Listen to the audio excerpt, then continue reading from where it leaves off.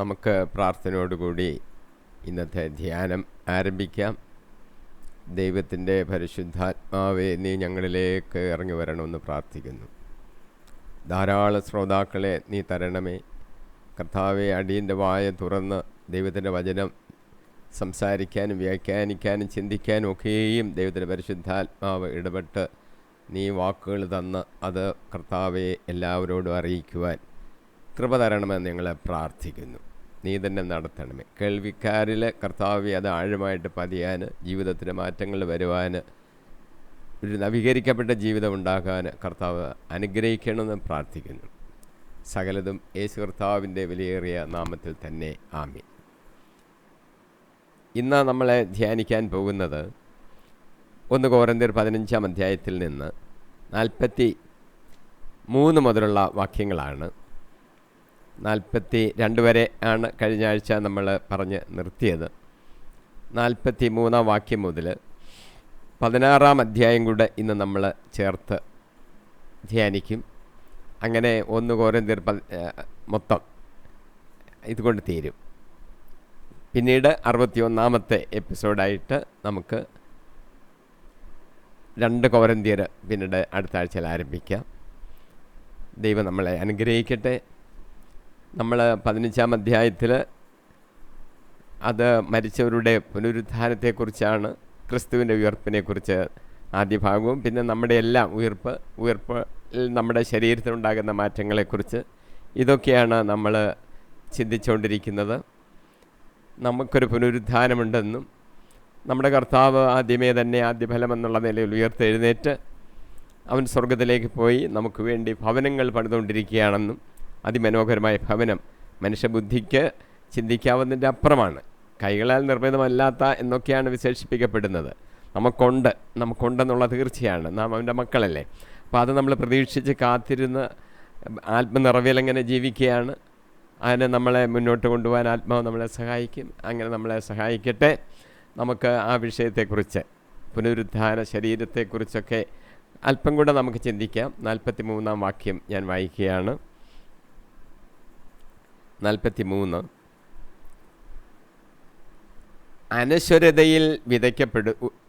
അനശ്വരതയിൽ ഉയർപ്പിക്കപ്പെടുന്നു, അപമാനത്തിൽ വിതയ്ക്കപ്പെടുന്നു, മഹിമയിൽ ഉയർപ്പിക്കപ്പെടുന്നു, ബലഹീനതയിൽ വിതയ്ക്കപ്പെടുന്നു, ശക്തിയിൽ ഉയർപ്പിക്കപ്പെടുന്നു. വിതയ്ക്കപ്പെടുന്നത് ഭൗതിക ശരീരം, പുനർജീവിക്കുന്നത് ആത്മീയ ശരീരം.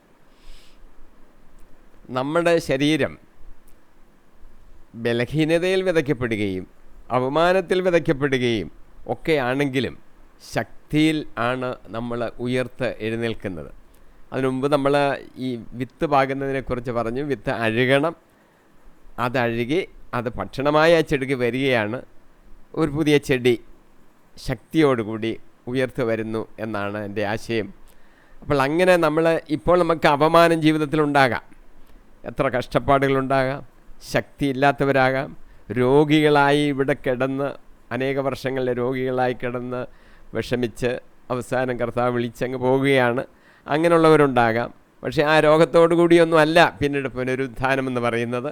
ശക്തിയോടുകൂടി, മഹത്വത്തോടുകൂടി, രൂപാന്തരപ്പെട്ട മഹത്വകൃതമായ ഒരു ശരീരത്തോടു കൂടിയാണ് നമ്മൾ വരുന്നത്. 44-ാം വാക്യം, വിതയ്ക്കപ്പെടുന്നത് ഭൗതിക ശരീരം, പുനർജീവിക്കുന്നത് ആത്മീയ ശരീരം. ഭൗതിക ശരീരമുണ്ടെങ്കിൽ ആത്മീയ ശരീരവും ഉണ്ട്. അപ്പോൾ അവിടെ എന്താണ് പറഞ്ഞിരിക്കുന്നത്? ഒന്ന്, നമുക്ക് 2 തരത്തിലുള്ള ശരീരത്തെക്കുറിച്ചാണ് അവിടെ പഠിപ്പിക്കുന്നത്. ഭൗതിക ശരീരം, ആത്മീയ ശരീരം. ഭൗതികം എന്ന് പറഞ്ഞാൽ ഈ ഭൂമിയിൽ നമുക്കുള്ള ശരീരമാണ്. ആത്മീയ ശരീരം ഇനി നമ്മൾ പ്രാപിക്കാനിരിക്കുന്ന ഒരു ശരീരത്തെക്കുറിച്ചാണ്. അപ്പോൾ നാം ഉയർത്തെഴുന്നേൽക്കുമ്പോൾ മഹത്വീകൃതമായ ഒരു ശരീരമാണ്. റോമാലേഖനം 8-ാം അധ്യായം 17-18 വാക്യങ്ങൾ ഞാൻ വായിച്ച് കേൾപ്പിക്കാം. നാം മക്കളെങ്കിൽ അവകാശികളുമാണ്, ദൈവത്തിൻ്റെ അവകാശികളും ക്രിസ്തുവിൻ്റെ കൂട്ടവകാശികളും. എന്തെന്നാൽ അവനോടൊപ്പം ഒരിക്കൽ മഹത്വപ്പെടുന്നതിന് വേണ്ടി ഇപ്പോൾ അവനോടുകൂടെ നാം പീഡ സഹിക്കുന്നു. നമുക്ക് വെളിപ്പെടാനിരിക്കുന്ന മഹത്വത്തോട് തുലനം ചെയ്യുമ്പോൾ ഇപ്പോഴത്തെ കഷ്ടതകൾ നിസ്സാരമാണെന്ന് ഞാൻ കരുതുന്നു. കഷ്ടതകൾ, ക്രിസ്തുവിനെ പ്രതിയുള്ള പീഡനങ്ങൾ ഒക്കെ നമുക്കുണ്ടാകും. പക്ഷെങ്കിൽ നമ്മൾ ഒന്ന് കമ്പയർ ചെയ്ത് നോക്ക്. നമുക്ക് ലഭിക്കാനിരിക്കുന്ന മഹത്വകൃതമായ ആ ഒരു ജീവിത കാലഘട്ടം അതുമായിട്ട് താരതമ്യം ചെയ്യുമ്പോൾ ഇപ്പോഴത്തെ പീഡകൾ ഒക്കെ നിസ്സാരം എന്ന് നമുക്ക് കണക്കാക്കാനുള്ളതേ ഉള്ളൂ. പൗലോസ് അങ്ങനെ പറഞ്ഞിരിക്കുന്നത് പൗലോസിൻ്റെ ജീവിതത്തെക്കുറിച്ച് താരതമ്യം ചെയ്ത് പറയുകയാണ്. അപ്പോൾ കർത്താവ് തന്നെ ഒരു ഉപമ പറഞ്ഞിട്ടുണ്ട്. ഒരു സ്ത്രീ പ്രസവിക്കാറാകുമ്പോൾ പ്രസവവേദനയുടെ സമയമായതുകൊണ്ട് അവൾക്ക് വളരെ വിഷമമാണ്. പലരും പ്രസവ സമയത്ത് തന്നെ മരിച്ചു പോകുന്ന കേസസ് ഈ ഇടയ്ക്കൊക്കെ നമ്മൾ കേട്ടിട്ടുണ്ടല്ലോ. പ്രസവം അവരെ സംബന്ധിച്ച് വേദന പൂർണ്ണമായൊരു അനുഭവമാണ്. പക്ഷേ പ്രസവം കഴിയുമ്പോൾ ഒരു മനുഷ്യൻ ലോകത്തിൽ ജനിച്ചു എന്നുള്ളതിനെക്കുറിച്ച് അവൾ കേൾക്കുമ്പോൾ അവളുടെ ഹൃദയം സന്തോഷിക്കുന്നു. അതുവരെയുള്ള എല്ലാ ദുഃഖങ്ങളും പ്രയാസങ്ങളും കഷ്ടതകളും അവൾക്ക് മാറിപ്പോകുന്നു. ഇത് സ്വർഗീയ അനുഭവം നമ്മൾ പ്രാപിക്കാനുണ്ടാകുമ്പോൾ നമുക്കുണ്ടാകുന്ന സന്തോഷത്തിൻ്റെ അനുഭവത്തെക്കുറിച്ച് ക്രിസ്തു തന്നെ നമ്മളോട് പറഞ്ഞ ഒരു വാചകമാണ്. മത്തായിയുടെ സുവിശേഷം 13-ാം അധ്യായം 43-ാം വാക്യത്തിൽ പറഞ്ഞിരിക്കുന്നു, നീതിമാന്മാർ തങ്ങളുടെ പിതാവിൻ്റെ രാജ്യത്തിൽ സൂര്യനെ പോലെ പ്രകാശിക്കും. ഇപ്പോഴത്തെ ബലഹീന ശരീരമല്ല, കൈ ശോഷിച്ചതോ ഒരു വിരൽ കുറവോ കണ്ണിന് കാഴ്ചയില്ലാത്തതോ ചെവിക്ക് കഴിവില്ലാത്തതോ ബലഹീനങ്ങളായ ശരീരത്തോടു കൂടി ഇവിടെ നമ്മൾ ജീവിക്കുമെങ്കിൽ അവിടെ നമ്മൾ അങ്ങനെയല്ല, സൂര്യനെ പോലെ പ്രശോഭിക്കും. പൗലോസ് വേറെ ഉദാഹരണവും പറഞ്ഞിട്ടുണ്ട്. നമ്മൾ നക്ഷത്രങ്ങളെപ്പോലെ, നക്ഷത്രങ്ങൾ തമ്മിൽ ശോഭയ്ക്ക് വ്യത്യാസമുള്ളതുപോലെ നമ്മളവിടെ പ്രശോഭിക്കും. ഇവിടെ യേശു കർത്താവിൻ്റെ തന്നെ വാചകമാണ്, സുവിശേഷത്തിലെ വാചകമാണ്, നീതിമാന്മാർ സൂര്യനെ പോലെ പ്രകാശിക്കും. അപ്പോൾ ഇവിടുത്തെ കഷ്ടതയുടെ അനുഭവത്തെ ഒക്കെ അങ്ങ് മറന്നേച്ച് അത് പ്രാപിക്കാനാണ് നമ്മൾ ലക്ഷ്യം വെച്ച് ജീവിക്കേണ്ടത് എന്ന് അർത്ഥം.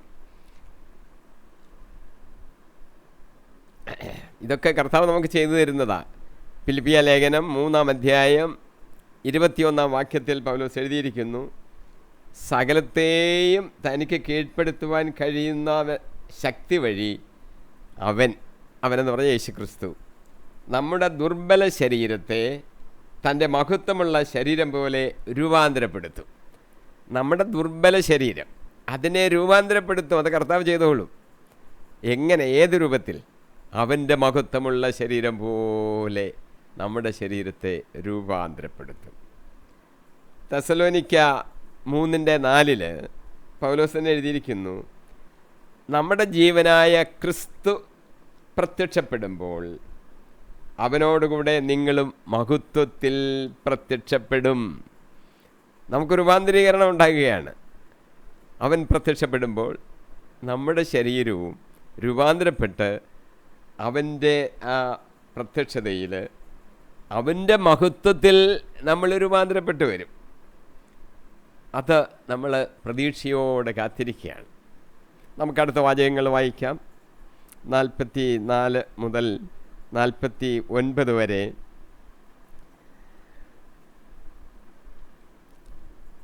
വിതയ്ക്കപ്പെടുന്നത് ഭൗതിക ശരീരം, പുനർജീവിക്കുന്നത് ആത്മീയ ശരീരം.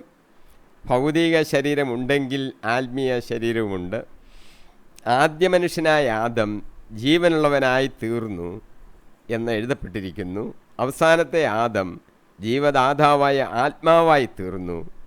എന്നാൽ ആദ്യമുള്ളത് ആത്മീയനല്ല, ഭൗമികനാണ്, പിന്നീട് ആത്മീയൻ.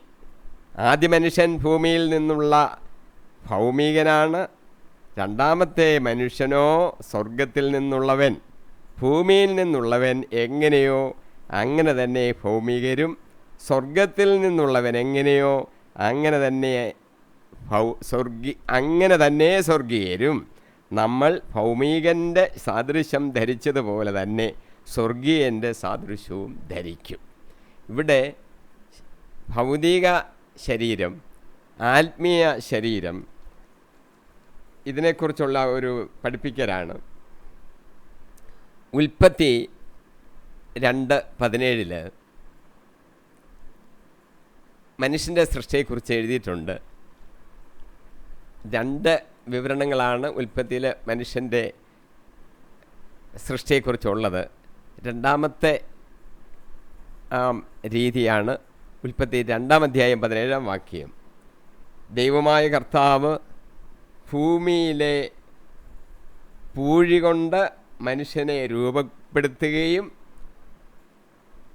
ജീവൻ്റെ ശ്വാസം അവൻ്റെ നാസാരന്ധ്രങ്ങളിലേക്ക് നിശ്വസിക്കുകയും ചെയ്തു. അങ്ങനെ മനുഷ്യൻ ജീവനുള്ളവനായി തീർന്നു. അപ്പോൾ ഭൂമിയിലെ പൂഴി കൊണ്ട്, കർത്താവിൻ്റെ കൈകൊണ്ടെന്ന് തന്നെ എഴുതിയിരിക്കുന്നത്, ഒരു രൂപം ഉണ്ടാക്കിയിട്ട് അവൻ്റെ നാസാരന്ധ്രങ്ങളിലേക്ക് ജീവശ്വാസം കർത്താവ് തന്നെ ഊതി അവൻ ജീവനുള്ളവനായി തീർന്നു. അപ്പോൾ നിർമ്മിക്കപ്പെട്ടത് ഏത് വസ്തു കൊണ്ടാണ്? അത് ഭൂമിയിലെ മണ്ണുകൊണ്ടാണ്. അവൻ്റെ ശരീരം ഭൂമിയിലെ വസ്തുക്കൾ കൊണ്ടാണ്. അതുകൊണ്ട് അതിനെ നമ്മൾ ഭൗമിക ശരീരം അല്ലെങ്കിൽ ഭൗതിക ശരീരം എന്ന് നമുക്ക് പറയാം.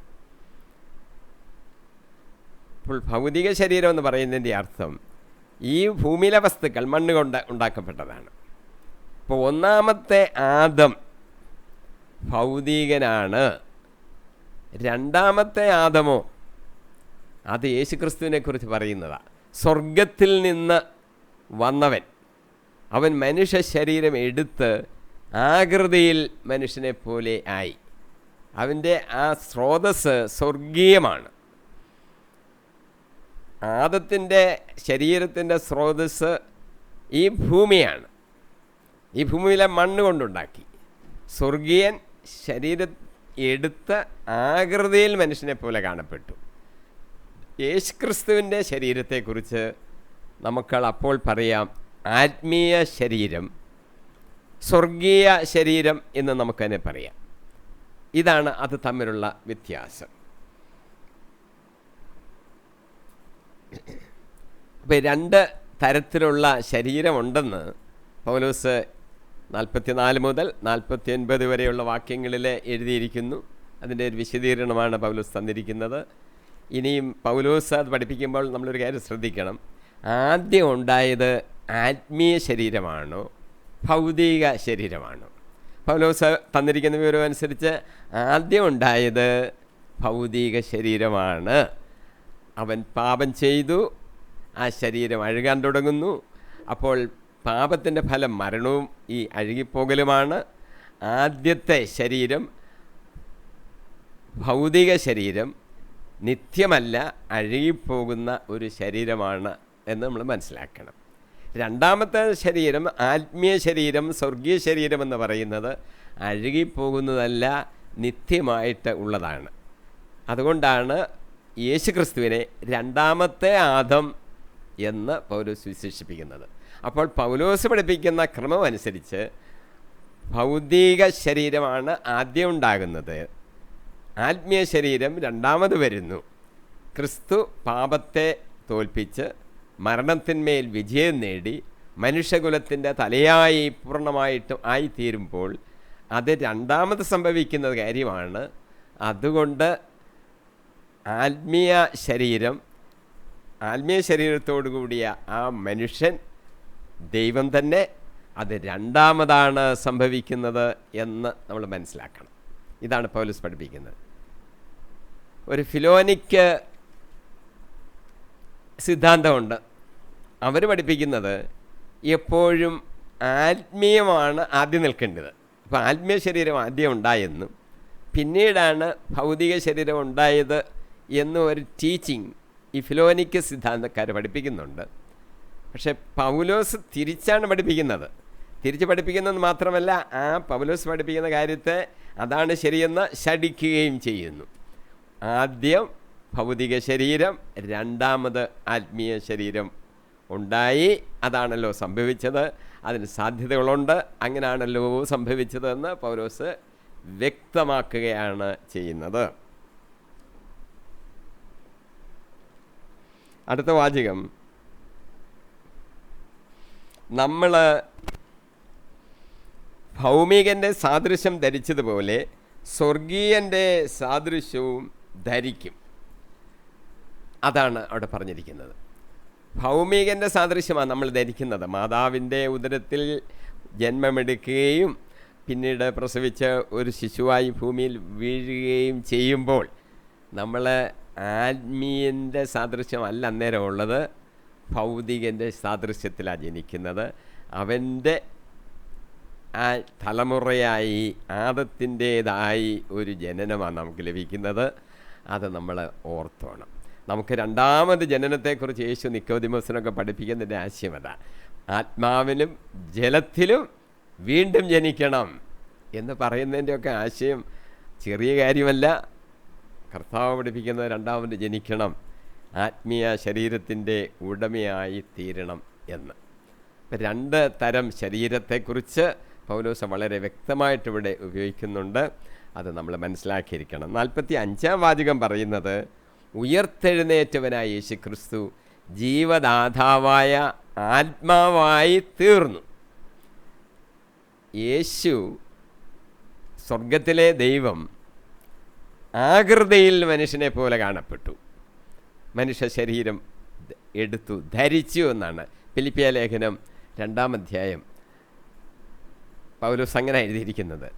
നമ്മൾ വസ്ത്രം ധരിക്കുന്നു എന്ന് പറയുന്ന ആ ധരിക്കുന്നു എന്നുള്ള വാക്കാണ്. ശരീരം ധരിച്ചു. എങ്ങനെ നമ്മൾ കാണപ്പെട്ടു? എങ്ങനെ അവൻ കാണപ്പെട്ടു? നമ്മൾ അവനെ എങ്ങനെ കണ്ടു? മനുഷ്യൻ്റെ രൂപത്തിൽ കണ്ടു. മനുഷ്യൻ്റെ സാദൃശ്യം അവൻ ധരിച്ചു.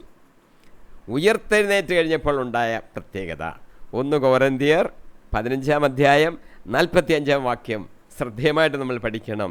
ഉയർത്തെഴുന്നേറ്റ യേശു ജീവദാതാവായ ആത്മാവായി തീർന്നു. ആദ്യ മനുഷ്യനായ ആദം ജീവനുള്ളവനായി തീർന്നു. അവസാനത്തെ ആദം യേശുക്രിസ്തു ജീവദാതാവായ ആത്മാവായി തീർന്നു. ഇപ്പോൾ യേശുക്രിസ്തു എന്തായി തീർന്നു? ആത്മാവായി തീർന്നു. കർത്താവ് പറഞ്ഞില്ലേ, ലോകാവസാനം വരെ ഇന്ന് നിങ്ങളോടുകൂടി ഉണ്ടായിരിക്കും. ഇപ്പോൾ അവൻ എന്ത് ചെയ്യുന്നെന്നാണ് അവിടെ എഴുതിയിരിക്കുന്നത്? ജീവദാതാവ്.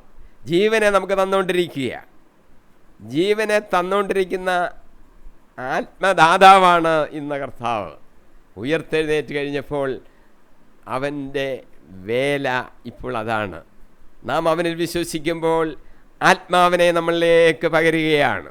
പരിശുദ്ധാത്മാവിനെ നമ്മളിലേക്ക് പകർന്നു തരുന്നത് യേശുക്രിസ്തുവാണ്. ഉയർത്തെഴുന്നേറ്റ യേശുക്രിസ്തു ആത്മദാതാവാണ്. ആത്മാവിനെ നമുക്ക് പകർന്നു തരികയാണ്. ആത്മദാതാവായ ആത്മാവായി തീർന്നു. ഇപ്പോൾ അതാണ് യേശുക്രിസ്തുവിൻ്റെ പ്രവർത്തന മണ്ഡലം. അവൻ നമുക്ക് ആത്മാവിനെ തന്നുകൊണ്ടിരിക്കുക. രണ്ടാമത് വീണ്ടും ജനിക്കുന്നില്ല എങ്കിൽ ആർക്കും സ്വർഗരാജ്യത്തിൽ പ്രവേശിക്കാൻ സാധ്യമല്ലെന്ന് യേശു തറപ്പിച്ച് പഠിപ്പിച്ചത് അതുകൊണ്ടാണ്. ആദ്യം ജനിക്കുന്നത് മനുഷ്യനായിട്ട്, ആദത്തിൻ്റെ മക്കളായിട്ട്, ഭൗതിക ശരീരത്തോടുകൂടി. രണ്ടാമത് ജനിക്കുമ്പോൾ ആത്മീയ ശരീരം പ്രാപിച്ച് ആത്മാവിനെ പ്രാപിച്ച് തരികയാണ് കർത്താവ്. യേശു കർത്താവ് ആത്മദാതാവല്ലേ. നമ്മൾ വീണ്ടും ജനിക്കണം. അപ്പോൾ മാത്രമേ നമുക്ക് ആ മക്കളുടെ അവകാശത്തിലേക്ക് കയറുവാൻ സാധിക്കത്തുള്ളൂ എന്ന് നമ്മൾ മനസ്സിലാക്കണം.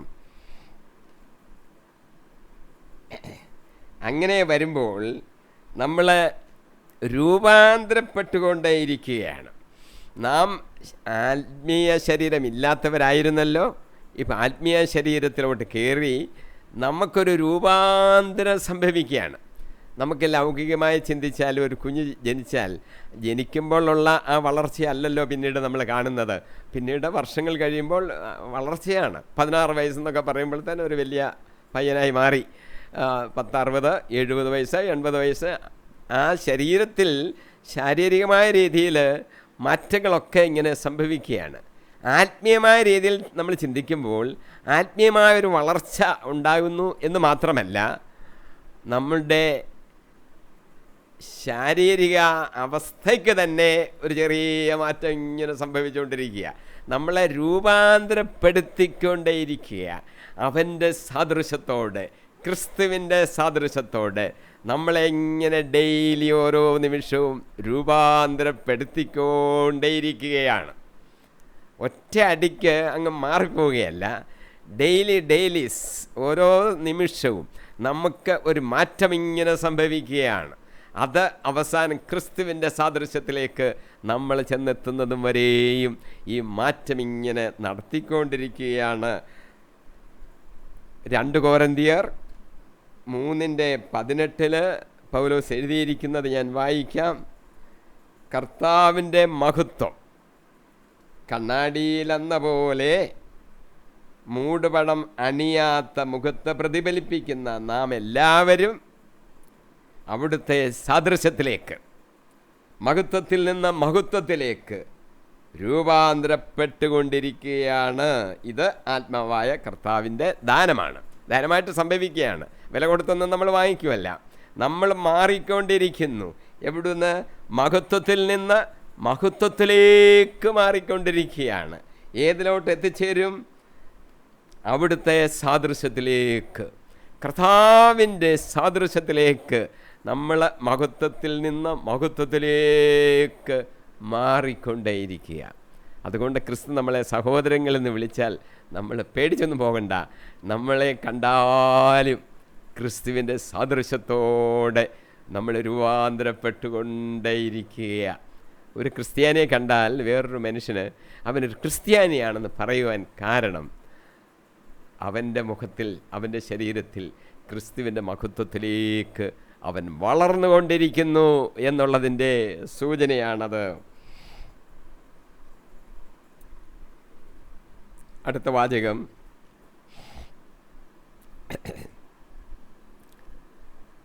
49 വരെ ഭൗതിക ശരീരവും ആത്മീയ ശരീരത്തെക്കുറിച്ചുള്ള വലിയൊരു വിശദീകരണമാണ് പൗലോസ് തന്നത്. 50-ാമത്തെ വാചകത്തിൽ പറയുന്നത് ശ്രദ്ധിക്കാം.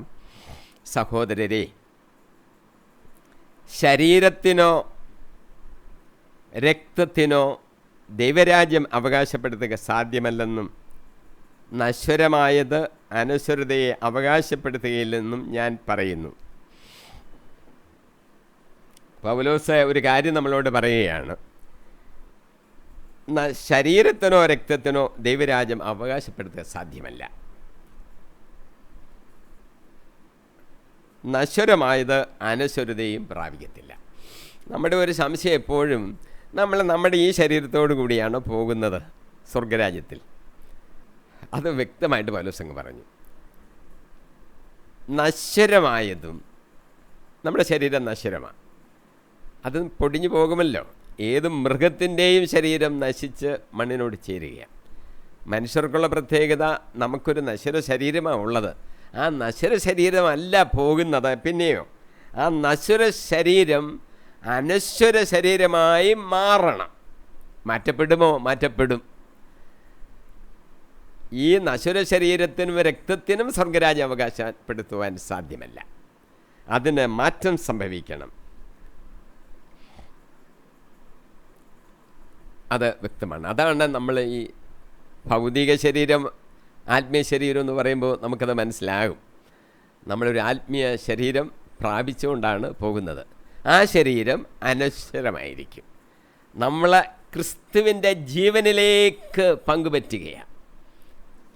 ക്രിസ്തുവിൻ്റെ ജീവനാണ് അനശ്വരമായിട്ടുള്ളത്. നമ്മുടെ ജീവൻ കുറച്ച് നാളത്തേക്ക്, 82 വയസ്സായിരിക്കാം, 100 വയസ്സായിരിക്കാം, 120 വയസ്സായിരിക്കും, നശിച്ചു പോകും.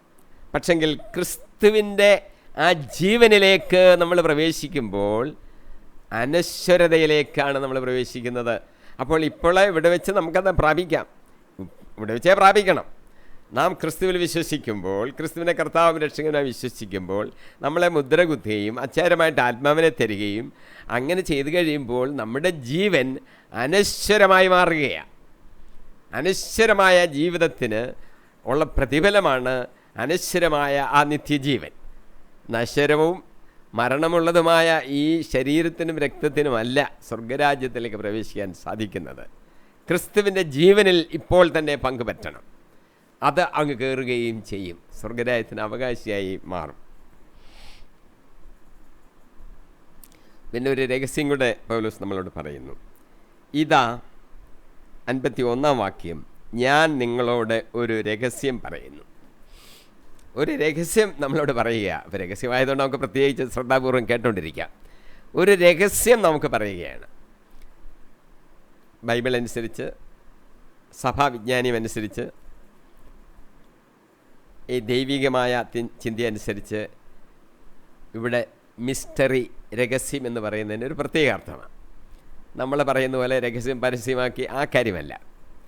ഇവിടെ ഒരു രഹസ്യം തന്നെ, പക്ഷെങ്കിൽ ഈ മിസ്റ്ററി എന്ന് പറയുന്ന കാര്യം മനുഷ്യൻ്റെ ബുദ്ധിക്ക് അങ്ങോട്ട് മനസ്സിലാകുന്ന ഒരു കാര്യമല്ല. പക്ഷെ ദൈവത്തിൻ്റെ റെവലേഷൻ, വെളിപ്പെടുത്തലുണ്ടാകും. നമുക്ക് മനസ്സിലാകുന്നില്ല, നമുക്കത് അറിയത്തുമില്ല. മനുഷ്യർക്ക് മനസ്സിലാകാത്തതും അറിയാത്തതുമായ ചില കാര്യങ്ങൾ ദൈവം വെളിപ്പെടുത്തി തരുമ്പോൾ അത് നമ്മൾ വിശ്വസിക്കുന്നു.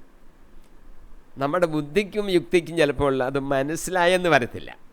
അപ്പോൾ ദൈവം വെളിപ്പെടുത്തിയ ആ ഒരു രഹസ്യം, ദൈവികമായ ഒരു രഹസ്യം, അങ്ങനെയുള്ള വെളിപ്പെടുത്തപ്പെട്ട് കിട്ടിയ കാര്യങ്ങളാണ് നമ്മൾ മിസ്റ്ററി, രഹസ്യം എന്ന് പറയുന്നത്. യഥാർത്ഥത്തിൽ ഇപ്പോഴത് രഹസ്യമല്ല, അതിനെ കർത്താവ് വെളിപ്പെടുത്തി തന്നതാണ്. കർത്താവിനാൽ വെളിപ്പെടുത്തി തന്ന ആ രഹസ്യത്തെ നമ്മളിപ്പോൾ രഹസ്യം എന്നുള്ള വാക്കുകൊണ്ട് പറയുന്നു. എന്നുവെച്ചാൽ ഇപ്പം നമുക്കറിയാം, നമുക്കായിട്ട് അറിഞ്ഞില്ല, ദൈവം നമുക്ക് പറഞ്ഞു തന്നു, വെളിപ്പെടുത്തി. അതിനെയാണ് രഹസ്യം എന്ന് പറയുന്നത്.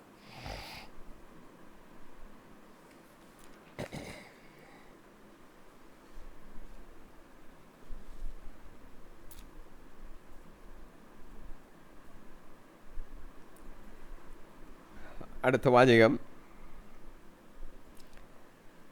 നശ്വരമായത് അനശ്വരമായതും അനശ്വരമായത് അത് നിത്യമായി കർത്താവിനോടുകൂടി ആയിരിക്കും. നശ്വരമായത് അനശ്വരം ആകേണ്ടിയിരിക്കുന്നു. ഇതാ ഒരു രഹസ്യം ഞാൻ പറയുകയാണ്. അവസാന കാഹളം മുഴങ്ങുമ്പോൾ കണ്ണിമയ്ക്കുന്നത്ര വേഗത്തിൽ നാം എല്ലാവരും രൂപാന്തരപ്പെടും. അതാണ് രഹസ്യം. ഒരു രഹസ്യം പറയാമെന്ന് പറഞ്ഞല്ലോ. എന്താണ് ആ രഹസ്യം? അവസാന കാഹളം ഊതുമ്പോൾ കണ്ണിമയ്ക്കുന്നത്ര വേഗത്തിൽ നാം എല്ലാവരും രൂപാന്തരപ്പെടും. ആരാണ് രൂപാന്തരപ്പെടുന്നത്? അത് നമുക്ക് പഠിക്കാം. അവസാന കാഹളം ഊതുമ്പോഴാണ്. അവസാന കാഹളം ഊതുക എന്ന് പറഞ്ഞാൽ ക്രിസ്തുവിൻ്റെ രണ്ടാമത്തെ വരവിന് ഉള്ള ചില അടയാളങ്ങളാണ്. കർത്താവിൻ്റെ രണ്ടാമത്തെ വരവിൽ അധികാരപൂർണമായ ആജ്ഞാവചനം ലഭിക്കുകയും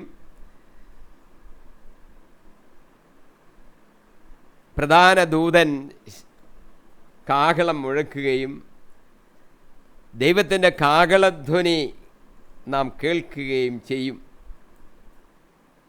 മത്തായിയുടെ സുവിശേഷം 24 അധ്യായം 30-31 വാക്യങ്ങൾ ഞാൻ വായിക്കാം.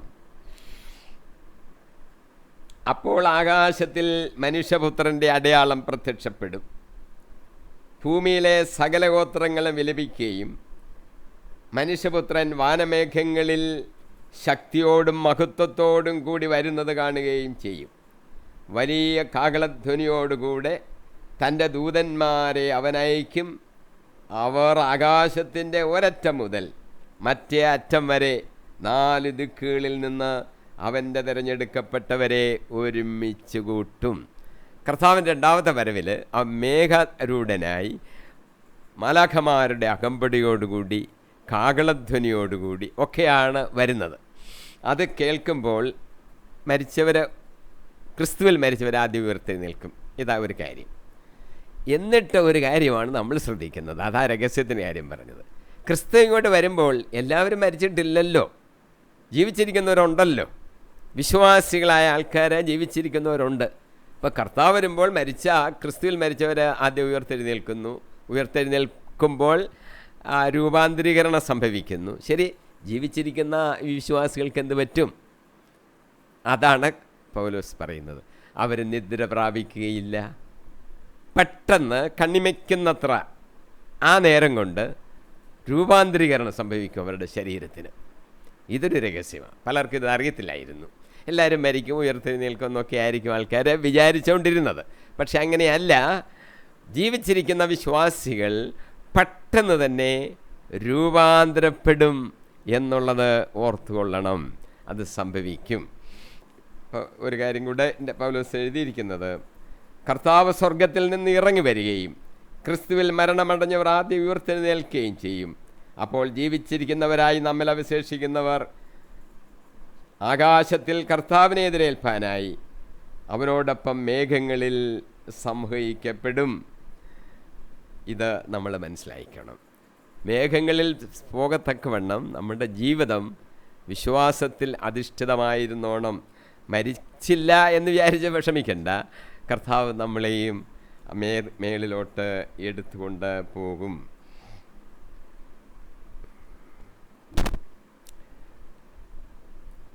അൻപത്തിമൂന്നാമത്തെ വാക്യത്തിൽ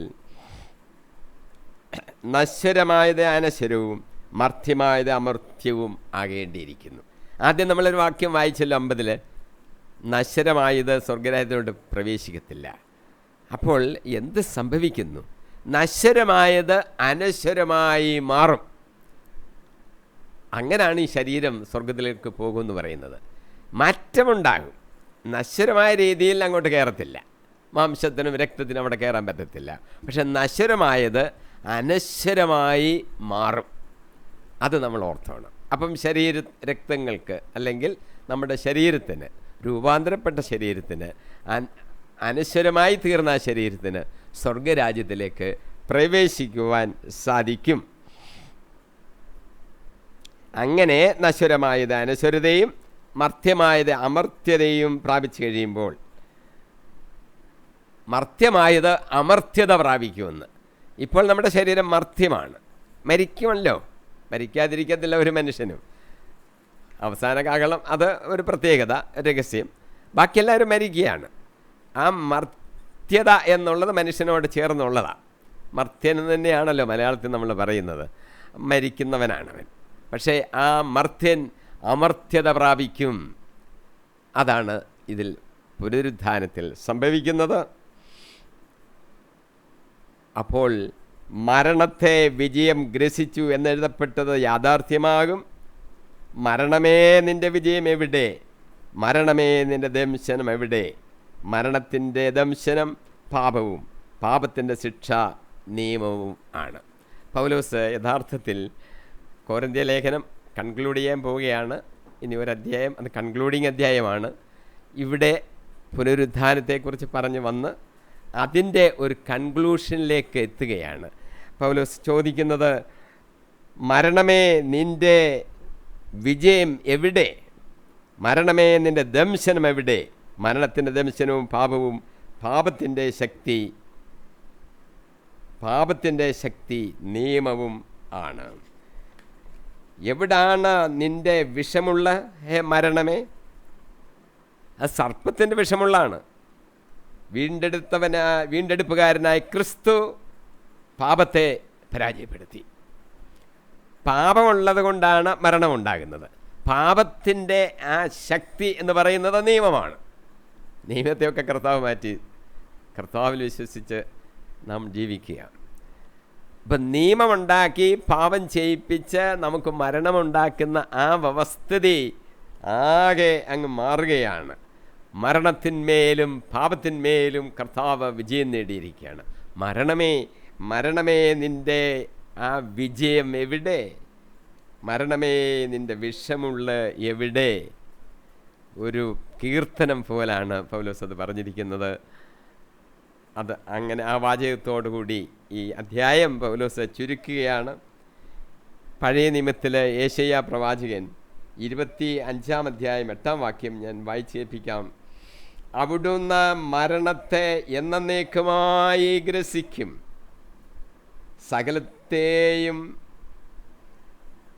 സകലരുടെയും കണ്ണുനീർ അവിടുന്ന് തുടച്ചു മാറ്റും. വിജയമാണിനി. എല്ലാ കണ്ണുനീരും തുടച്ചു മാറ്റി. ഇവിടെ നമ്മൾ കരഞ്ഞുകൊണ്ടൊക്കെ ഇരിക്കുക. 60 വയസ്സ്, 70 വയസ്സ്, 100 വയസ്സ് വരെ, 120 വയസ്സ് വരെ ഒക്കെ കരഞ്ഞുകൊണ്ടൊക്കെ ഇരിക്കുക. എല്ലാവരുടെയും കണ്ണുനീര് കർത്താവ് തുടച്ചു മാറ്റും. മരണമെന്ന് പറയുന്ന കാര്യം തന്നെ ഇല്ലാതാകുന്നു. ഹോശിയ പ്രവാചകൻ പറയുന്നു 13:14, മരണമേ നിൻ്റെ മഹാമാരികളെവിടെ, പാതാളമേ നിൻ്റെ സംഹാരം എവിടെ?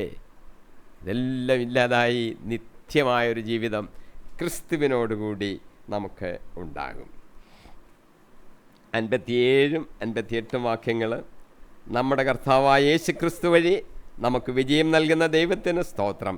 അതിനാൽ എൻ്റെ വത്സല സഹോദരരെ, കർത്താവിൽ നിങ്ങളുടെ ജോലി നിഷ്ഫലമല്ലെന്ന് ബോധ്യപ്പെട്ട് അവിടുത്തെ ജോലിയിൽ സദാ അഭിവൃദ്ധി പ്രാപിച്ച് സ്ഥിരചിത്തരും അചഞ്ചലുമായിരിക്കുവിൻ. എൻ്റെ ക്ലോസ് ചെയ്യുന്നത് എങ്ങനെയാണ്? കർത്താവിൽ നിങ്ങളുടെ ജോലി നിങ്ങൾ ചെയ്തുകൊണ്ടിരിക്കണം, അചഞ്ചലരായി സ്ഥിരചിത്തതയോടുകൂടി കർത്താവിൻ്റെ ജോലിയിലായിരിക്കണം. മറ്റു ജോലികളൊക്കെ ചെയ്യേണ്ട ആവശ്യമില്ലെന്ന് കർത്താവ് പറഞ്ഞിരിക്കുന്ന, നമുക്ക് ജീവിച്ച് പോയാൽ മതിയല്ലോ. അപ്പം കർത്താവിൻ്റെ വേലകളിൽ നമ്മൾ സ്ഥിരചിത്തരമുള്ളവരായി സ്ഥിരമായിട്ട് അങ്ങ് ചെയ്തുകൊണ്ടിരിക്കണം. അത് നിഷ്ഫലമല്ല. കർത്താവിന് വേണ്ടി ചെയ്യുന്ന എല്ലാ വേലകൾക്കും പ്രതിഫലം സ്വർഗത്തിലുണ്ട്. ആ ആശംസയോടുകൂടിയാണ് കർത്താവ് നമ്മളെ ആശ്വസിപ്പിക്കുന്നത്. പൗലോസ് അങ്ങനെ ഈ ലേഖനം അവസാനിപ്പിക്കുകയാണ്. ഒരു കാര്യം കൂടെ നമ്മൾ ഓർക്കാനുണ്ട്. നമ്മുടെ ശരീരം ഈ ലോകത്തിൽ വേദനകളും കഷ്ടപ്പാടുകളും ഒക്കെ ഉള്ള ഈ ശരീരം എങ്ങനെയായിരിക്കും എന്നാണല്ലോ ഈ അധ്യായത്തിൽ പറഞ്ഞത്.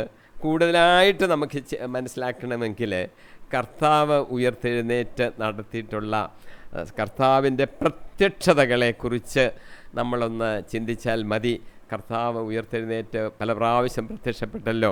നമ്മൾ അതൊക്കെ നേരത്തെ കുറച്ച് ചിന്തിച്ചിട്ടുള്ള കാര്യങ്ങളാണ്, എങ്കിലും ഷോർട്ടായിട്ടൊന്ന് മനസ്സിലാക്കുന്നത് നല്ലതാണ്. ഒന്നാമത് യേശു കർത്താവ് പ്രത്യക്ഷപ്പെട്ടത് മഗ്ദലേനക്കാരി മറിയയ്ക്കാണ്. മഗ്ദലേനക്കാരി മറിയത്തിന് യേശു പുറേ നിന്നത് ആളിനെ കണ്ടിട്ട് മനസ്സിലായില്ല. മറിയം എന്ന് വിളിച്ചു. അപ്പോൾ അവൾ ആ ശബ്ദം തിരിച്ചറിഞ്ഞു. എൻ്റെ ഗുരുവേ എന്ന് വിളിച്ചവളെ കെട്ടിപ്പിടിക്കാൻ തുടങ്ങി. ഇപ്പോൾ എന്നെ തുടരുത്, ഞാൻ പിതാവിൻ്റെ സന്നിധിയിലേക്ക് പോയിട്ടില്ല എന്ന് യേശു പറഞ്ഞു. അവൾ ആദ്യം മനസ്സിലാക്കാൻ സാധിച്ചില്ലെങ്കിലും പിന്നീട് മനസ്സിലാക്കി. അവളാണ് പിന്നെ എല്ലായിടത്തും പോയി കർത്താവ് ഉയർത്തെഴുന്നേറ്റു എന്നുള്ള വാർത്ത സഹോദരങ്ങളോടും ശിഷ്യന്മാരോടും ഒക്കെ പറഞ്ഞത്. അപ്പോൾ അവൾക്ക് എന്തുകൊണ്ട് ആദ്യം മനസ്സിലായില്ല? ഒരു പക്ഷെങ്കിൽ എന്തൊക്കെ പല വ്യാഖ്യാനങ്ങൾ വരാം. ഒരു ചിന്ത, യേശു കർത്താവിൻ്റെ ശരീരം പെട്ടെന്ന് അവൾക്ക് കണ്ടിട്ട് മനസ്സിലായില്ല ഇത് യേശുവാണെന്ന്. അപ്പോൾ നമുക്ക് മനസ്സിലാകാത്ത രീതിയിൽ ചില മാറ്റങ്ങൾ ശരീരത്തിന് ഉണ്ടായി എന്ന് നമുക്ക് ചിന്തിക്കാം. ഞാൻ ആ വിഷയം പറയുന്നെന്നുള്ളതേ ഉള്ളൂ. പല ചിന്തകൾ ഇതിൽ വരാം. ഇനി എമ്മാവൂസിലേക്ക് 2 ശിഷ്യന്മാർ പോയപ്പോൾ ആ ഞായറാഴ്ച തന്നെ യേശു അവരുടെ ഒപ്പം ഇങ്ങനെ നടന്നതായിട്ടും ഒത്തിരി മണിക്കൂർ, തീരെ കുറഞ്ഞാൽ 2 മണിക്കൂറെങ്കിലും എടുത്തും 11 കിലോമീറ്റർ നടക്കണമായിരുന്നു. യേശു അവരുടെ കൂടെ പോയി. മോശ മുതൽ എല്ലാ പ്രവാചകന്മാരും പറഞ്ഞിട്ടുള്ള, യേശുവിനെക്കുറിച്ച് പറഞ്ഞിട്ടുള്ള എല്ലാ കാര്യങ്ങളും വ്യാഖ്യാനിച്ചു കൊടുത്തു. ക്രൂശ് മരണത്തെക്കുറിച്ച്, ഉയർപ്പിനെക്കുറിച്ചും ഒക്കെയും പറഞ്ഞു. അപ്പോഴൊന്നും അവർക്ക് മനസ്സിലായില്ല. യേശു അവരുടെ കൂടെ അപ്പം ഭക്ഷിക്കുവാൻ ആയിട്ട് ഇരുന്നു. അത്താഴ സമയത്ത് ഇരുന്നപ്പോൾ യേശു അപ്പം എടുത്ത് വാഴ്ത്തി അവർക്ക് കൊടുത്തപ്പോൾ അവരുടെ കണ്ണുകൾ തുറന്നു. അവരുടെ കണ്ണുകൾ തുറക്കപ്പെട്ടു. യേശു പെട്ടെന്ന് അപ്രത്യക്ഷനായി. 2 കാര്യങ്ങളാണ് നമുക്ക് മനസ്സിലാക്കുന്നത്. അവർക്ക് നേരത്തെ മനസ്സിലായില്ലല്ലോ, ശരീരത്തിൽ വന്ന ഒരു മാറ്റം കൊണ്ടാണെന്ന് നമുക്ക് വിചാരിക്കാം. കണ്ണുകൾ തുറക്കപ്പെട്ടു എന്ന് പറഞ്ഞാൽ അവരുടെ കണ്ണുകൾ അതുവരെ അടയ്ക്കപ്പെട്ടിരിക്കുന്നു. അവരുടെ ഹൃദയം കഠിനമായിരുന്നു. ഭോഷന്മാരെ, മൂഢരായ ആൾക്കാരെ, ഈ പ്രവാചകന്മാർ പറഞ്ഞതൊന്നും വിശ്വസിക്കാൻ കഴിവില്ലാത്തവരെ എന്നൊക്കെ യേശു പറഞ്ഞിട്ടുണ്ട്. ദൈവിക രഹസ്യങ്ങൾ മനസ്സിലാക്കാൻ കഴിവില്ലാത്ത ഹൃദയകാഠിന്യമുള്ളവരെയാണ് അങ്ങനെ മൂഢന്മാരെ, ഭോഷ്കരെ എന്നൊക്കെ വിളിക്കുന്നത്. കർത്താവരെങ്ങനെ വിളിച്ചു. ഇപ്പോൾ അവരുടെ കണ്ണുകൾ തുറക്കപ്പെട്ടു. കണ്ണുകൾ തുറക്കപ്പെടുക എന്ന് പറയുന്നൊരു പ്രത്യേക ഫ്രേസാണ്. അതിൻ്റെ അർത്ഥം നമുക്ക് സാധാരണ രീതിയിൽ മനസ്സിലാക്കുവാൻ പ്രയാസമുള്ള ആ കാര്യങ്ങൾ ആ ഡീപ്പായിട്ട് ആഴമായ രീതിയിൽ ആ അർത്ഥം നമുക്ക് മനസ്സിലാക്കുവാൻ ഇടയാക്കി ദൈവം തന്നെ ചെയ്തതിലേ പറ്റുള്ളൂ. അങ്ങനെ ഇടയാക്കിയെന്ന അപ്പോൾ അവർക്ക് പെട്ടെന്ന് അത് മനസ്സിലായി, കർത്താവിന് ഇത് കർത്താവാണ്. പെട്ടെന്ന് അവൻ അപ്രത്യക്ഷനായി. അപ്പോൾ അതും ഒരു പ്രത്യേകതയാണ്. ശരീരം എങ്ങനെയാണ് പെട്ടെന്ന് അപ്രത്യക്ഷമാകുന്നത്? പെട്ടെന്ന് പ്രത്യക്ഷപ്പെടുന്നത് പോലെ തന്നെ അപ്രത്യക്ഷമാകുന്നു. അപ്പോൾ അപ്രത്യക്ഷമാകുക എന്നുള്ളതും ഉയർത്തെഴുന്നേറ്റ ശരീരത്തിൻ്റെ ഒരു പ്രത്യേകതയാണെന്ന് നമുക്ക് മനസ്സിലാക്കുവാൻ സാധിക്കും. 10 ശിഷ്യന്മാർക്ക് പ്രത്യക്ഷപ്പെട്ടപ്പോഴോ തോമസ് ഉള്ളപ്പോഴും തോമസ് ഇല്ലാത്തപ്പോഴും ഒക്കെ പ്രത്യക്ഷപ്പെട്ടല്ലോ. അടച്ചിരുന്ന മുറിയിൽ കൂടെ. എന്തുകൊണ്ടാണ് മുറി അടച്ചിരുന്നത്? അവർക്ക് ഭയമായിരുന്നു യഹൂദന്മാരെ. അതുകൊണ്ട് അവർ അടച്ചിരുന്നു. പ്രാർത്ഥിച്ചുകൊണ്ടൊക്കെ കാത്തിരിക്കുകയാണ്. പരിശുദ്ധാത്മാവ് വരാൻ വേണ്ടിയൊക്കെയുള്ള ആ ചിന്തയിലൊക്കെ ഇങ്ങനെ ഇരിക്കുകയാണ്. കർത്താവ് ഇങ്ങനെ ഇറങ്ങി വന്നു. കണ്ടോ, ഉയർത്തെഴുന്നേറ്റ ശരീരത്തിൻ്റെ ഖരവസ്തുക്കൾ ഒരു യാത്രയ്ക്ക് ഒരു തടസ്സമല്ല. കർത്താവിന് ഇറങ്ങി വരാം, അപ്രത്യക്ഷമാവുകയും ചെയ്യാം. അങ്ങനെ കർത്താവ് ഇറങ്ങി വന്നു. ഇറങ്ങി വന്നപ്പോൾ നമ്മൾക്ക് ചില കാര്യങ്ങൾ അതിൻ്റെ അകത്തുനിന്ന് മനസ്സിലാക്കാം. കർത്താവിൻ്റെ ശരീരത്തിലെ ആണിപ്പാടുകൾ, കാലിൽ കയ്യിലും ആണിപ്പാടുണ്ട്. ഈ മാറിടത്തിൽ കുന്തം കൊണ്ട് കുത്തിയ പാടുണ്ട്. ഉയർത്തെഴുന്നേറ്റ ശരീരത്തിന് അങ്ങനെ പാടുകളൊക്കെ ഉണ്ടോ? കർത്താവിൻ്റെ ശരീരം, അവൻ കർത്താവ് തന്നെയാണെന്ന് ഈ ശിഷ്യന്മാർക്ക് സംശയരഹിതമായി മനസ്സിലാക്കാൻ വേണ്ടി കർത്താവ് അങ്ങനെ പ്രവർത്തിച്ചു എന്ന് വേണം നമുക്ക് അതിൽ ചിന്തിക്കാൻ. ലൂക്കോസിൻ്റെ സുവിശേഷം 24-ാം അധ്യായം 40-ാം വാക്യത്തിൽ ഇങ്ങനെ പ്രത്യേകം എഴുതിയിരിക്കുന്നു. കർത്താവ് പറയാണ്, ഭൂതങ്ങൾക്ക് മാംസവും അസ്ഥികളുമില്ലല്ലോ, കർത്താവിന് ശരീരത്തിന് മാംസവും അസ്ഥികളും ഉണ്ട് എന്നാണ് അത് സൂചിപ്പിച്ചിരിക്കുന്നത്. പിന്നീട് അവിടെ തന്നെ 43 വാക്യങ്ങൾ 24-ാം അധ്യായം തന്നെ കർത്താവ് ഒരു വറുത്ത മീൻ അവർ കൊടുത്തു, അത് ഭക്ഷിച്ചു എന്നാണ് എഴുതിയിരിക്കുന്നത്. ഉയർത്തെഴുന്നേറ്റ ശരീരത്തിന് വറുത്ത മീൻ ആവശ്യമുണ്ടോ എന്നൊക്കെ ചോദിച്ചാൽ നമുക്കിപ്പം മനസ്സിലാക്കാവുന്നത് കർത്താവ് അവരുടെ വിശ്വാസം വർദ്ധിപ്പിക്കാൻ വേണ്ടി വറുത്ത മീൻ എടുത്ത് ഭക്ഷിച്ചു എന്ന് വേണം ഇപ്പോൾ നമ്മളത് മനസ്സിലാക്കാനായിട്ടുള്ളത്. തിബരിയാസ് കടൽ തീരത്ത് വെച്ച് 7 അപ്പോസ്തലന്മാർ മീൻ പിടിക്കാൻ പോയി. നമ്മുടെ തോമസും അതിലുണ്ട്. തോമസ് അപ്പോസ്തലന്, പത്രോസൊക്കെ ഉണ്ട്, യോഹന്നാനുണ്ട്. യേശു കടൽ തീരത്ത് വന്ന് നിന്നു. അവർ, നിങ്ങൾക്ക് വല്ലതും കിട്ടിയോ ഇന്ന് മീൻ? രാത്രി മുഴുവൻ അധ്വാനിച്ചിട്ട് ഒന്നും കിട്ടിയില്ല. നിങ്ങൾ വലത്തുവശത്തേക്ക് വലയിറക്ക്. 153 വലിയ മത്സ്യങ്ങൾ കിട്ടി. പ്രയാസമായിരുന്നു കൊണ്ടുവരാൻ.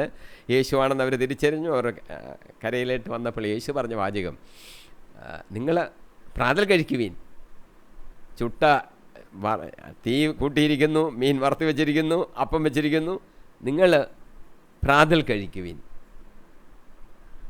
ഇതാണ് യേശു ചെയ്ത അത്ഭുതകരമായ പ്രത്യക്ഷത.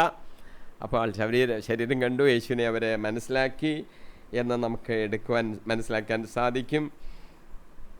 സ്തേഫാനോസ് മരിക്കുമ്പോൾ അദ്ദേഹമാണല്ലോ രക്തസാക്ഷിയായിട്ട് ആദ്യം മരിക്കുന്നത്. മരിക്കാൻ നേരത്ത് സ്വർഗം അദ്ദേഹത്തിന് ദർശനമുണ്ടായി. യേശു ക്രിസ്തുവിനെ സ്തേഫാനോസ് കണ്ടു എന്നാണ് നമ്മൾ മനസ്സിലാക്കുന്നത്. പൗലോസിനെ സംബന്ധിച്ച ഒരു മാനസാന്തര സമയത്ത് സംഭവിച്ചൊരു കാര്യം നമ്മൾ പ്രത്യേകം ശ്രദ്ധിക്കണം.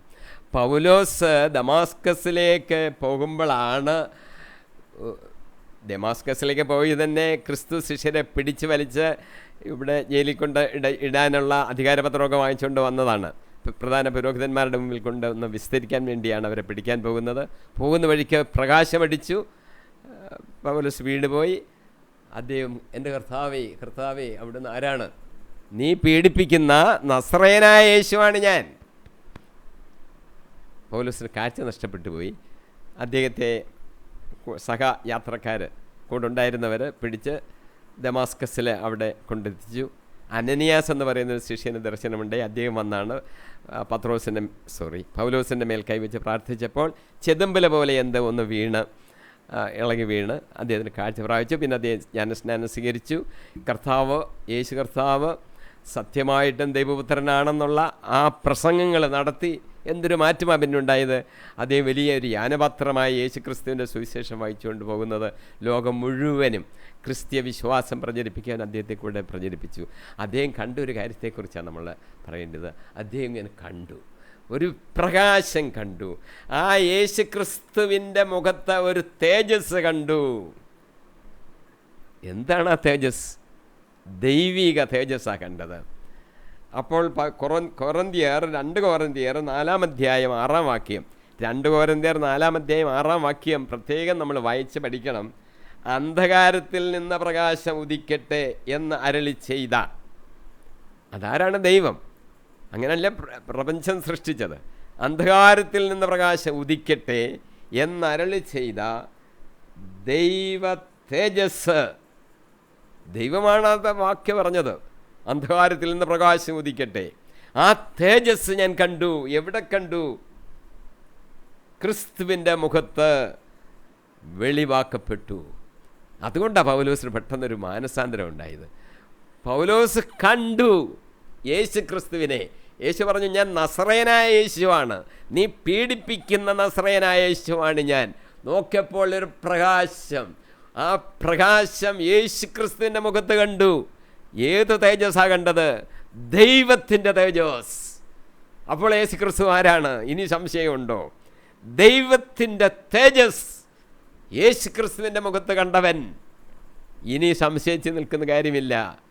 അതുകൊണ്ടാണ് മനസ്സാന്തരം ഉണ്ടായത്. അതുകൊണ്ടാണ് അവൻ ജ്ഞാനസ്നാനം വെക്കുന്നത്. വലിയൊരു യാനപാത്രമായി മാറി യേശുവിൻ്റെ സുവിശേഷം ലോകമെമ്പാടും എത്തിക്കുന്നത്. മഹത്വീകരിക്കപ്പെട്ട ഒരു ശരീരത്തോടുകൂടി നമുക്കും നിത്യജീവനിലേക്ക് പ്രവേശിക്കുവാൻ യേശു ക്രിസ്തുവിൻ്റെ വിശ്വാസം സഹായിക്കും. നമുക്കതിനു വേണ്ടി കാത്തിരുന്ന് പ്രാർത്ഥിച്ച് ആ വിശ്വാസത്തിൽ ഉറച്ചു നിന്ന് നമ്മുടെ ജീവിതത്തെ മുന്നോട്ട് നയിക്കാം. ഇനി 16-ാമത്തെ അധ്യായത്തിൽ ഒരു കൺക്ലൂഡിങ് അധ്യായം മാത്രമാണല്ലോ. അതിൽ ഞാൻ ചുരുക്കമായ ചില കാര്യങ്ങൾ പറയാം. പൗലോസ് 15-ാം അധ്യായം കൊണ്ട് പ്രധാനപ്പെട്ട ദൈവിക വിഷയങ്ങളൊക്കെ പറഞ്ഞു കഴിഞ്ഞു. ഇനിയും പറയുന്നത് എൻ്റെ ഒന്ന് ഉപസംഹരിക്കുകയാണ്. 16-ാം അധ്യായം എടുത്ത് പറയുന്നു, നിങ്ങൾ കൊറിന്ത്യരെ ഒരു കാര്യം ചെയ്യണം, ഒരു കളക്ഷനൊക്കെ എടുത്ത് വെക്കണം. പാലസ്തീനിലെ സഭകളിലെ പാവപ്പെട്ടവരാണ്, അവരിപ്പം വിഷമിച്ചിരിക്കുകയാണ്, അവരെ ഒന്ന് സഹായിക്കാൻ നിങ്ങളങ്ങനെ ചെയ്യണം. സുന്നഗദോസ് ജെറുസലേമിൽ കൂടിയപ്പോൾ അങ്ങനെ ഒരു തീരുമാനം എടുത്തിട്ടുണ്ട്. ദരിദ്രരെ ഒന്ന് ശ്രദ്ധിച്ചോണം എന്നൊരു തീരുമാനമുണ്ട്. അതോടെ കണക്കാക്കിയായിരിക്കാം പൗലോസ് അത് പറയുന്നത്. ആ കൂട്ടത്തിൽ തിമോത്തി, അപ്പോളോസ്, സ്തെഫാനസ് എന്നീ ആൾക്കാരെക്കുറിച്ചൊക്കെ ഒരു ചെറിയ വിവരണം അവരെയൊക്കെ ഒന്ന് നോക്കിക്കോണം എന്നൊക്കെയുള്ള രീതിയിൽ, നമ്മുടെ പ്രധാനപ്പെട്ട ആൾക്കാരാണെന്നുള്ള രീതിയിൽ ഒരു സൂചന പൗലോസ് നൽകുന്നുണ്ട്. പിന്നെ 16-ാം വാക്യത്തിൽ ഏഷ്യയിലെ സഭകളെന്ന് പറയുന്ന വാക്ക്, ഏഷ്യയിലെ സഭകളെന്ന് പറഞ്ഞാൽ ഏഷ്യ മൈനറിൻ്റെ പാശ്ചാത്യ ഭാഗത്ത് റോമൻ പ്രൊവിൻസിയിൽ പെടുന്ന ഭാഗങ്ങളിൽ പൗലോസ് പല സഭകൾ സ്ഥാപിച്ചിട്ടുണ്ട്. ആ സഭകളെ എല്ലാം കൂടെ ചേർത്താണ് ഏഷ്യയിലെ സഭകൾ. ചില ട്രാൻസ്ലേഷനിൽ ആസ്യ എന്നെഴുതുന്നത്, ASIA എന്ന് ഇംഗ്ലീഷിലും എഴുതും. ഏഷ്യ എന്ന നമ്മുടെ POC ബൈബിളിൽ എഴുതിയിരിക്കുന്ന വാക്ക്. ഏഷ്യയിലെ സഭകൾ എന്ന് ഇവിടെ ഉദ്ദേശിക്കുന്നത് പൗലോസ് സ്ഥാപിച്ച ഈ സഭകളെക്കുറിച്ചാണ്. അതിൻ്റെ ഒരു തലസ്ഥാനം എന്ന് പറയുന്നത് എഫേസോസ് തന്നെയായിരുന്നു എന്നുകൂടെ നമുക്ക് മനസ്സിലാക്കണം. പിന്നെ പൗലോസ് 2 പേരുടെ പേരെടുത്ത് പറഞ്ഞിട്ടുണ്ട്, അക്വിലാസും പ്രിസ്കായും എന്ന്. അവർ യഹൂദ ക്രിസ്ത്യാനികളാണ്. പൗലോസ് റോമിൽ ചെന്നപ്പോൾ അവരവിടെ ഉണ്ടായിരുന്നു. അവരും പല പ്രവർത്തനങ്ങളൊക്കെ സുവിശേഷ വേലയെ സംബന്ധിച്ച് ചെയ്യുന്നുണ്ട്. അക്വിലായും പ്രിസ്കായും. പ്രിസ്ക എന്നാണ് പൗലോസ് എപ്പോഴും അവരുടെ പേരെഴുതുമ്പോൾ അക്വിലായും പ്രിസ്കായും എന്നായിരുന്നു. യഥാർത്ഥത്തിൽ അവരുടെ പേര് പ്രിസ്കില്ല എന്നാണ്. ഇല്ല എന്നുള്ളൊരു അവസാനമുണ്ട്, പ്രിസ്കില്ല. പക്ഷെ പൗലോസ് എപ്പോഴും എഴുതുമ്പോൾ അക്വിലായും പ്രിസ്കായും എന്നാണ് എഴുതുന്നത്. അത് പ്രിസ്കില്ലയെക്കുറിച്ചാണെന്ന് നമുക്ക് മനസ്സിലാകാം. കൺക്ലൂഡ് ചെയ്യുന്ന വാചകത്തിൽ പൗലോസ് ഒരു വാചകം എഴുതിയിരിക്കുന്നു, മാറാനാഥ. മാറാനാഥ എന്ന് പറഞ്ഞാൽ ആരം ഭാഷയിലുള്ളതാണ്. പ്രജാതികൾക്ക് എഴുതുന്ന ഒരു ലേഖനമാണെങ്കിലും പൗലോസ് അത് എഴുതി. ആരം ഭാഷയിലെ ആരാധനയിൽ അത് ഉപയോഗിച്ചിരുന്നു. കർത്താവേ വരണമേ എന്നുള്ളൊരു പ്രാർത്ഥനയാണ്. പൗലോസ് അത് എടുത്തെഴുതി. ആരം ഭാഷ അവർക്ക് മനസ്സിലായി കാണും. എൻ്റെ കർത്താവേ വേഗം വരണമേ എന്നാണ് ഇതിൻ്റെ അർത്ഥം. നമുക്ക് 1 കൊരിന്ത്യർ ഇന്ന് കൊണ്ട് തീരുകയാണ്. 2 കൊരിന്ത്യർ നമുക്ക് 61-ാം എപ്പിസോഡിലായിട്ട് നാളെ അടുത്ത ദിവസത്തെ ധ്യാനത്തിന് നമുക്ക് ആരംഭിക്കാം. ദൈവമായ കർത്താവ് നമ്മളെ അനുഗ്രഹിക്കട്ടെ. നമുക്കൊരു പുനരുദ്ധാനമുണ്ടെന്നും ഒരു ആത്മീയ ജീവൻ നമുക്ക് ലഭിക്കുമെന്നും ആത്മീയ ശരീരത്തോടുകൂടി ക്രിസ്തുവിനോടുകൂടി നിത്യമായ ജീവിതത്തിലേക്ക് നമ്മളായിത്തീരുമെന്നും ഉള്ളൊരു പ്രത്യാശ, ആ ഒരു വിശ്വാസം നമ്മളെ നടത്തണം. അങ്ങനെ നടക്കുമ്പോൾ നമ്മുടെ ഈ ലോകത്തിലെ ജീവിതം സ്നേഹപൂർവ്വം ഉള്ളൊരു ജീവിതമായിരിക്കണം. അതിന് ദൈവം നമ്മളെ നടത്തട്ടെ. പരിശുദ്ധാത്മാവ് നിറവിൽ നമുക്ക് എല്ലാ പ്രശ്നങ്ങളും തരണം ചെയ്തുകൊണ്ട് ജീവിക്കുവാൻ സാധിക്കും. പ്രശ്നങ്ങളില്ലാത്ത, സഹനങ്ങളില്ലാത്ത ജീവിതമില്ല എന്ന് നമ്മൾ ഓർക്കണം. കർത്താവ് എന്നെ എന്തിനിങ്ങനെ വേദനിപ്പിക്കുന്നു എന്നല്ല, പരീക്ഷകളാണ്. ക്രിസ്തുവിൻ്റെ പീഡകളോട് നമുക്ക് താതാമ്യം പ്രാപിക്കാൻ സാധിക്കുന്നു. ഇങ്ങനെയൊക്കെയാണ് പൗലോസിനെക്കുറിച്ച് പറയുന്നത്. അപ്പോൾ നമുക്കും അത് സാധിക്കും. അങ്ങനെ ഒരു നിത്യജീവൻ നമുക്ക് പ്രതീക്ഷിച്ചുകൊണ്ട് നമുക്ക് ജീവിക്കാം. ദൈവത്തിൻ്റെ പരിശുദ്ധാത്മാവെന്ന് നമ്മളെ നടത്തട്ടെ. സകലതും യേശു കർത്താവിൻ്റെ നാമത്തിൽ തന്നെ. ആമീൻ. ആമേൻ ആമേൻ.